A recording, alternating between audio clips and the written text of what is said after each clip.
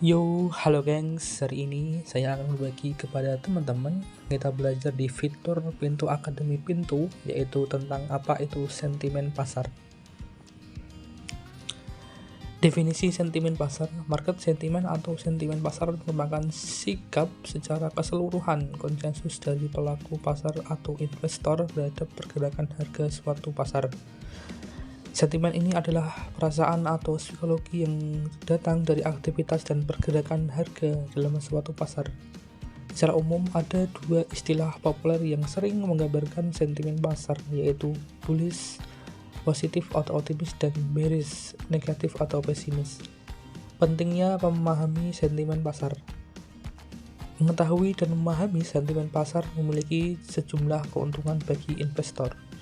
Dengan berhasil mengenali dan mengevaluasi sentimen pasar sebelum berinvestasi, memungkinkan investor untuk mengevaluasi aset berdasarkan manfaat dan fundamental. Memahami sentimen pasar pun dapat membuat kita mengidentifikasi tahap siklus sentimen pasar yang kita masuki.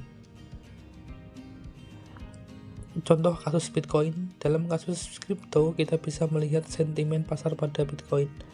Pada tahun 2017, Bitcoin mendapatkan banyak perhatian publik dan banyak media yang memberikan penilaian harga. Pada saat itu kondisi pasar sangat meriah sehingga membuat banyak orang terdorong untuk ikut membeli saat harga sedang berada di puncak.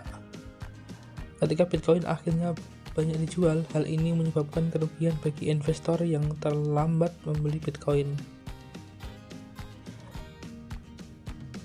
Dari hal ini kita bisa melihat bagaimana sentimen pasar itu penting untuk memahami.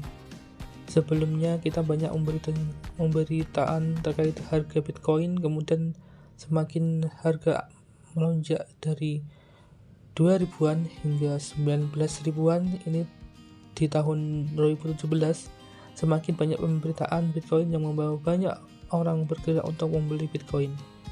Investor yang telah memahami sentimen pasar cenderung lebih berhati-hati ketika melihat pasar sedang positif. Para investor tersebut akan menganalisis kembali dan menghindari mengambil keputusan investasi karena dapat berpotensi terkena kerugian. Oke guys, kita lanjut di part 2 ya. Sekian, terima kasih.